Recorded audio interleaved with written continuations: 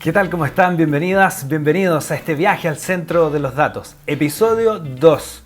¿Qué recorrido vamos a hacer? Uno en 2 etapas. Primero vamos a ver la calidad de la información. Una pregunta que de cuando en cuando nos hacemos. Cada vez que nos llega algo al WhatsApp, que un amigo, una amiga, alguien de confianza nos comparte una información. Y sobre todo en estos tiempos del COVID-19, donde decimos, ¿será verdad aquello que me están diciendo? Lo voy a compartir por si acaso. Bueno, ese por si acaso muchas veces significa viralizar, expandir el poder de una noticia que no es cierta. ¿En qué deberíamos fijarnos? Vamos a revisar algunos tips sobre eso. También veremos un artículo del New York Times muy interesante que nos cuenta un poquito acerca de eso que también ha estado en nuestras conversaciones. ¿Será verdad que el coronavirus flota y se queda pegado en mi ropa? ¿Qué tendré que hacer para combatir eso? Vamos a ver eso también. Y en la segunda parte les invito en este recorrido a conversar sobre las matemáticas. Aquellas que les tienen miedo desde el colegio, tranquilos. No hay nada que nos tenga que espantar, al contrario, es algo muy interesante la mirada que nos ofrece Katia Bock, doctora en matemáticas de la Facultad de Ingeniería y Ciencias de la Universidad Adolfo Ibáñez, que se ha especializado en cómo las matemáticas aportan modelos que sirven para combatir epidemias. Y en eso estamos hoy, ¿no? Bienvenidos, bienvenidas a este viaje al centro de los datos. La información está aparentemente donde quiera que vayas, literalmente en tu mano, en tu teléfono. ¿Te has puesto a pensar cuánta es información de verdad y cuánta es infoxicación? Te invito a hacer un viaje para buscar información precisa y de calidad. Un viaje al centro de los datos.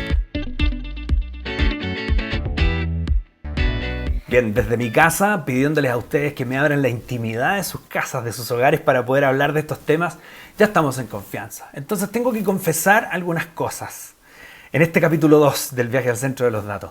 Yo soy de aquellas personas que sale a comprar y cuando vuelve se saca toda la ropa, que hay que lavarla, mucho cuidado en lavar la barba, que las manos por supuesto que sí, y de pronto me he preguntado si exagero un poquitito. Mis amigos probablemente digan que sí. Y si están viendo, algún comentario irán a hacer. Pero eché de menos en estos días a los cazadores de mitos, los Mythbusters, estas personas que aparecían en televisión y decían esto es cierto, esto es falso. Y me llamó la atención, echando de menos eso, un artículo del New York Times que habla con expertos para poder responder si es riesgoso o no es riesgoso, una serie de preguntas que por estos días andan pululando por ahí. Entonces, pregunta la periodista a cargo de esta investigación: ¿el virus en mi ropa, en mis zapatos, en mi cabeza, en mi diario? Todo esto a propósito de las preguntas que le hacen los lectores del New York Times, que enviaron consultas a Tara Parker Pope. Le preguntó a sus lectores qué pasaba con las dudas que más tenían en su cabeza, cómo se sentían acerca de traquear el virus, seguirlo en su ropa, en sus zapatos, en el correo, incluso en sus periódicos. Así está la gente el temor. Y aquí algunas preguntas. ¿Debería cambiarme la ropa y ducharme después de volver del almacén de comida, del almacén, ¿no? Del supermercado? Entonces dice que las personas que practican la distancia social no debiesen temer por eso y que hay algunos estudios que hablan acerca de flotantes, partículas después de estornudos o tos, ¿no? Que pueden llegar a resistir más o menos media hora, pero no son como mosquitas que andan encima de la ropa y se pueden aferrar a ella. Depende de su capacidad de flotación y esa capacidad de flotación suele ser bastante menor, por lo tanto no permanece tanto tiempo en el aire. Distinto es las personas que no hacen distancia social, dice el artículo, y que están expuestas, van a trabajar en contacto con mucha gente, por supuesto que hay ducha completa. El lavado de manos, siempre. Eso incuestionable.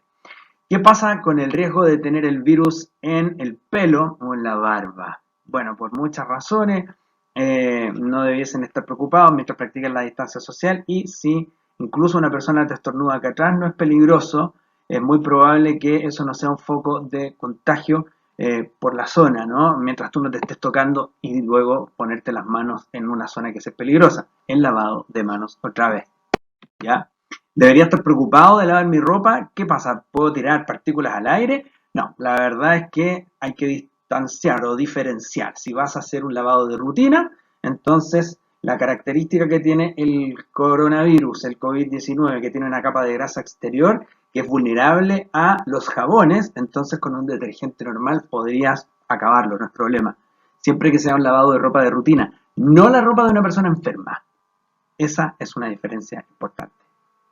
Les recomiendo entonces que revisen este artículo, tiene varias cosas interesantes, vean el detalle, quiénes son los investigadores que han sido consultados por el equipo de periodistas del New York Times. Vamos con eso a un segundo paso. Así como hay que estar bien informados, hay que estar atentos a aquello que nos pretende desinformar, desdibujar la toma de decisiones. Y esas son las fake news, las noticias falsas. Enrique Núñez Musa es académico de la Facultad de Comunicaciones de la Universidad Católica y su área justamente es el fact-checking, el chequeo de datos, de hechos, para identificar la calidad de la información que recibimos. Le pedí a Enrique que por favor nos contara cuáles son sus tips para poder detectar una información maliciosa.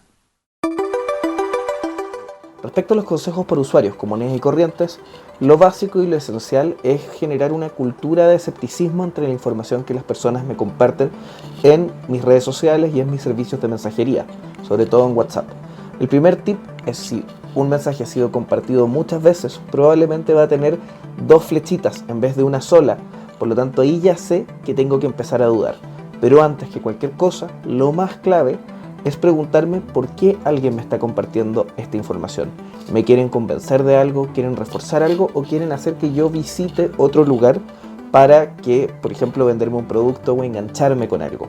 O quizás efectivamente es una persona que está queriendo ayudar. Por lo tanto, yo diría que preguntarse el por qué, que es algo que hacemos a diario los periodistas, es una actitud y es una pregunta clave que le podemos traspasar a toda la ciudadanía antes de compartir cualquier tipo de información o contenido que te llegue a las redes sociales. Bueno, Enrique, también le dijimos qué pasa con aquellas informaciones que a ti te han llamado la atención. Algo que tú nos puedas decir que te ha sorprendido en estos días como información falsa. Lo que esa información me llamó la atención particularmente es la del 5G, la que decía que en China, en el momento en que se instala esta tecnología, bajan las defensas de la media de la población y que por esa razón fue que el COVID se esparció tan rápidamente. Al ir rastreando esta desinformación, uno de los lugares que encontré y que me llamó mucho la atención fue un sitio que decía la verdad sobre el COVID-19, con una página llena de fotos escandalosas que decía The Real Thing, qué sé yo. Y cuando uno entraba a este sitio se daba cuenta que era una empresa que vendía productos homeopáticos, supuestamente para defender a las personas y para curar a las personas que tenían cáncer. Y ahí uno se da cuenta de que en realidad una de las razones para esparcir esta desinformación era netamente para enganchar y llevar usuarios a una página que tenía otra finalidad que no era la de informar. Por lo tanto, por eso es tan clave preguntarme por qué alguien me está compartiendo esto, por qué me están dirigiendo a este sitio, por qué me están llevando a este lugar donde probablemente el objetivo es otro, que no es entregarme información fidedigna. Para la siguiente parte de nuestro viaje me voy a preparar, tal como los pilotos. Vamos a tomar contacto con una invitada muy interesante, académica de la Facultad de Ingeniería y Ciencias de la Universidad Adolfo Ibáñez. Bien, y en esta estación, en esta parte de nuestro viaje, tomamos contacto con Katia Bock. Ella es doctora en matemáticas de la Universidad de Purdue en Estados Unidos y con un interés súper específico. O sea, yo me imagino del colegio la matemática como un área ya muy específica, pero cuando me enteré, Katia, y aprovecho de saludarte, gracias por acompañarnos en este viaje. Hola, Carlos. Muchas gracias por la invitación. Encantado. Cuando me enteré que lo tuyo es matemática, pero directamente ligado a las epidemias, ahí mi cabeza voló, estalló. Cuéntame un poco de dónde viene el interés y de qué se trata. Sí, bueno, yo soy matemática de corazón, ¿verdad? O sea, mi pregrado lo hice en matemática acá en Chile. Y cuando me fui a Estados Unidos, sí, yo quería estudiar matemática pura, que siempre fue lo que me interesó. Y allá descubrí esta aplicación a la salud pública. Entonces, claro, igual que a mucha gente, me llamó la atención cómo es posible mezclar justamente las matemáticas con la epidemiología, que en ese momento yo decía, ¿qué es epidemiología, verdad? Como mucha gente también se pregunta hoy en día. Y justamente responder preguntas de dinámicas de enfermedades mediante herramientas matemáticas, que es lo que siempre me gustó a mí.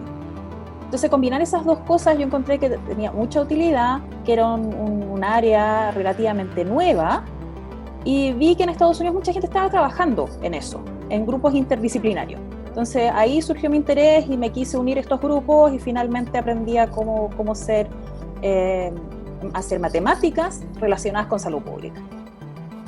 Ahora, nosotros si revisamos un modelo matemático, yo voy a partir por el más básico, que fue parte de lo que capté en una de tus charlas, hice la pega de meterme ahí para entender un poco más. Hay un modelo que se llama SIR, S-I-R, y que considera unas variables para poder modelar y hacer una especie de esqueleto de cómo podría ser el contagio sobre una enfermedad, por ejemplo el COVID-19. ¿Nos explican más de ese modelo? Sí, o sea, ese modelo es el modelo base, yo creo, de muchos modelos epidemiológicos que se están usando hoy en día. Este modelo surgió en 1927, ya, del trabajo en conjunto con un bioquímico y un médico de la época. Y ellos efectivamente armaron esta base y fueron los primeros que presentaron este modelo de SIR. Este modelo lo que hace es un modelo a nivel poblacional, ¿ya? No a nivel individual de las personas, sino que a nivel poblacional. Y en ese sentido divide la población en susceptibles, que son las personas que pueden adquirir la enfermedad, en infectados o infecciosos, que son las personas que efectivamente transmiten la enfermedad, por eso el I de infeccioso, y el R de recuperado. O sea, las personas que ya pasaron por este proceso infeccioso y son removidos, algunas veces R también se les llama los removidos, ¿ya? Yeah. No necesariamente recuperados, pero removidos de la clase de infecciosos, o sea, ya no aportan a la infección dentro de la sociedad. Entonces es el modelo SIR. Entonces hay que imaginárselo como que uno divide a la población en estos tres subgrupos, pero hay movilidad entre los grupos, ¿cierto? Porque una persona susceptible puede pasar a ser infecciosa, ¿ya? Mediante una cierta tasa.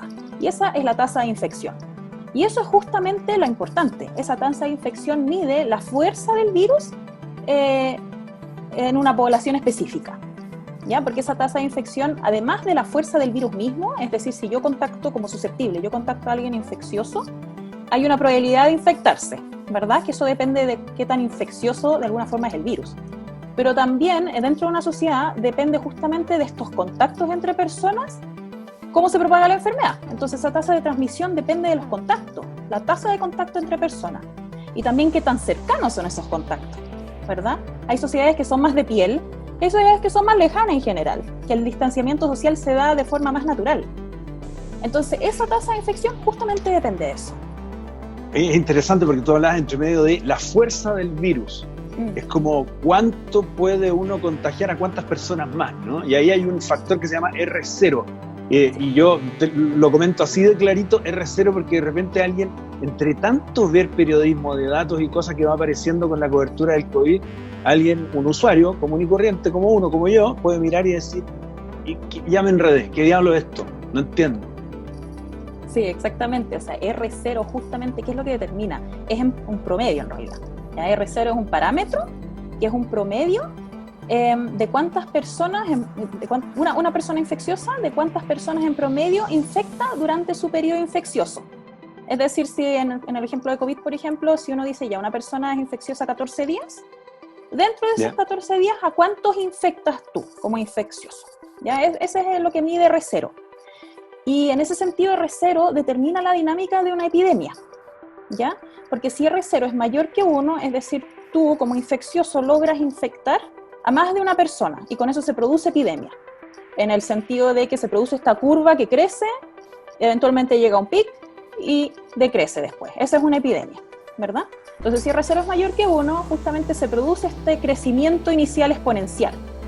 Eso es lo que pasa.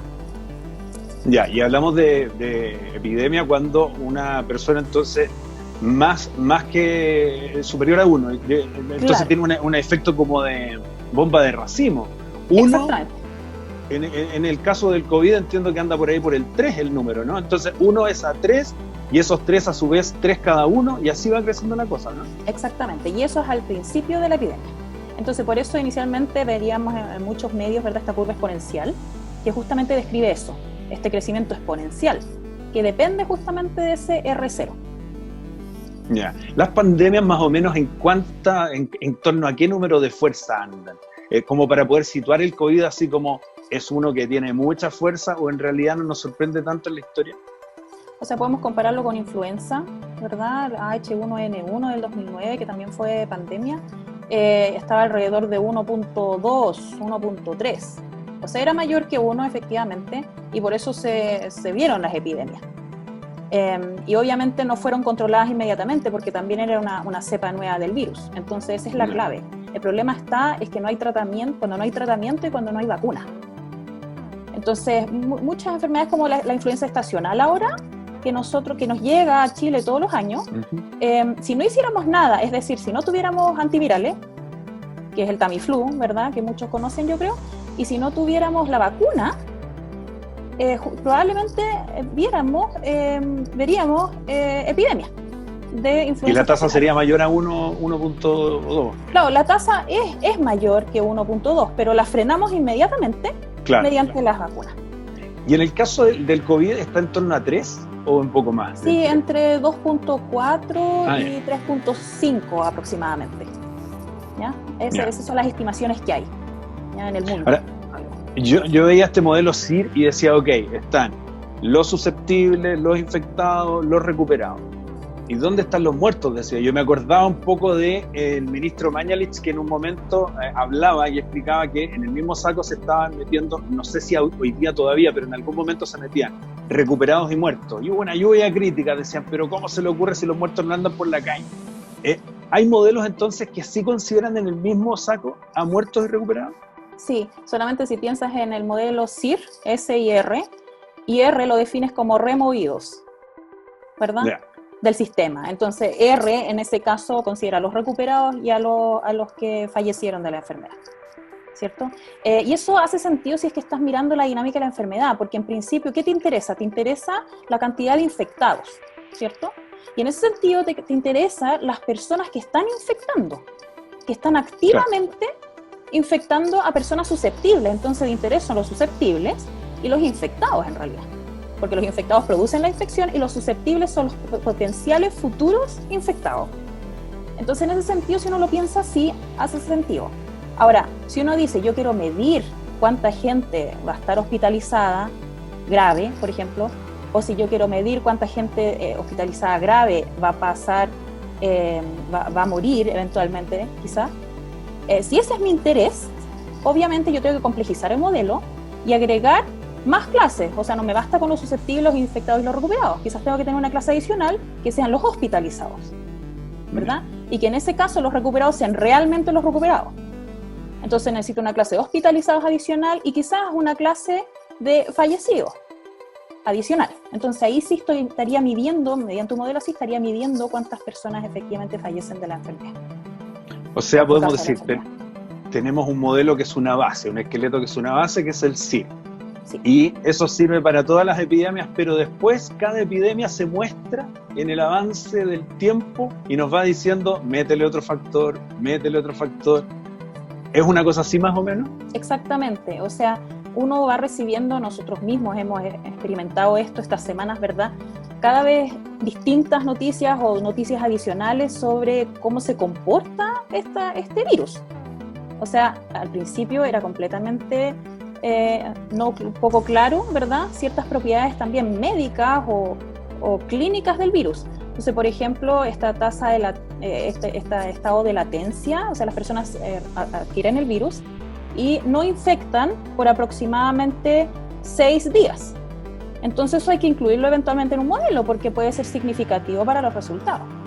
O sea, que una persona no esté infectando pero tenga el virus durante 6 días, ese número no se conocía hace muy poco.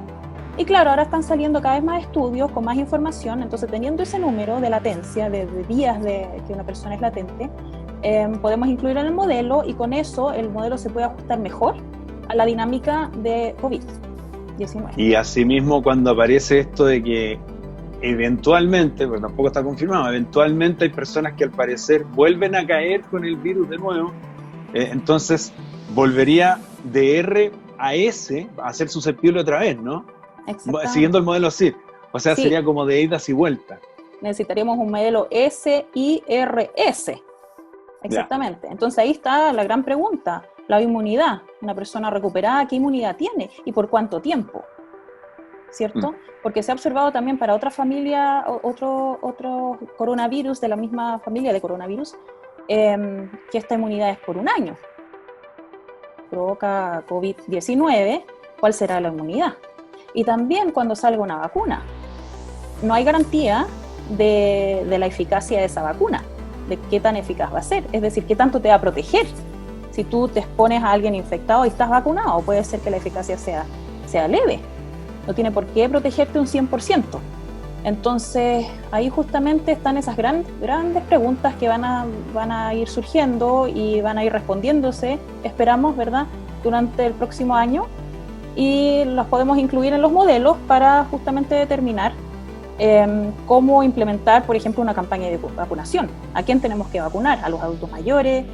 Quizás no basta con eso, quizás tenemos que vacunar a más personas dentro de la población. Entonces los modelos nos pueden ayudar para guiarnos también con políticas públicas de ese tipo.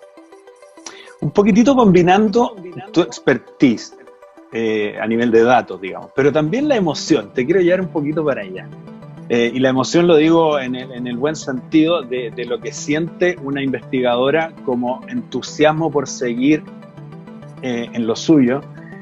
¿Qué significa un fenómeno como el que estamos viviendo? Porque cada día que pasa conocemos nuevas cosas y el modelo se hace más complejo y es más desafiante, imagino yo, como en el campo que te mueve. Sí, exactamente. O sea, todos los días estamos descubriendo cosas nuevas, todos los días uno dice, ¿qué pasa si estos elementos nuevos, como en este momento, por ejemplo, la estacionalidad? Hay estudios recientes que hablan de la estacionalidad del virus, que probablemente en invierno nos va a afectar mucho más. Y también hay estudios que dicen que vamos a tener este virus rondando de aquí al menos hasta el 2024 incluso, salió un estudio reciente. Entonces uno dice, claro, tengo que incluir esas cosas, es el momento para en estos modelos incluir estos elementos y estar preparados para los que se nos viene en el futuro. Y claro, es un desafío gigantesco, es un gran entusiasmo, yo creo, desde las personas que hacemos modelamiento matemático con enfermedades infecciosas. Es una oportunidad única de alguna forma también, porque estamos, como te digo, día a día experimentando nueva información, nuevos datos, nuevos estudios médicos también. También es una oportunidad para promover de alguna forma o para involucrarse de mejor forma en el trabajo interdisciplinario. Que eso siempre es algo relativamente difícil de hacer. Cada disciplina tiene sus propios intereses y eso es natural. Pero ahora yo creo que esta pandemia nos está obligando a conversar. Y yo creo que eso es muy importante y en ese sentido es una oportunidad también para la ciencia de quizás obtener nuevos resultados, de crear nuevos modelos que describan estas enfermedades, porque en este momento muchos modelos se basan, como te digo, en el modelo SIR, que es de 1927. Y sí funciona bastante bien y sí describe bien en realidad la dinámica, pero quién sabe, quizás hay muchos más elementos, muchos modelos, otros modelos quizás que se puedan desarrollar justamente con el trabajo interdisciplinario, con médicos, con epidemiólogos, y yo creo que quizás es el momento ahora para fomentar el trabajo interdisciplinario que se va a dar naturalmente debido a esta pandemia. Entonces, sí, claro, estamos muy emocionados con eso y yo creo que tratando también, obviamente, de ayudar mediante los modelos matemáticos a la toma de decisiones finalmente, como podamos ahí aportar. Yo coincido contigo porque además esto, yo lo veo desde el periodismo de datos, digo, el periodismo es un lenguaje y uno finalmente comunica a partir del lenguaje y los datos son un nuevo lenguaje y cuando en muchas décadas hacia atrás hablábamos del problema del analfabetismo en los lenguajes tradicionales, hoy día es una tremenda oportunidad para evitar ese analfabetismo en datos. Tratar de alfabetizar también, decir, a ver, la gente está tan expuesta a datos, expliquemos un poquitito cómo funciona esto. Bajo esa lógica, y si aceptas mi invitación, ¿cuál sería, a tu juicio, buenos tips como para que el público vaya mirando? ¿Dónde tiene que fijarse? ¿Qué cosas debiesen llamarle la atención como algunas directrices, digamos? Sí, bueno, está complicado lo de la información de los datos, ¿verdad?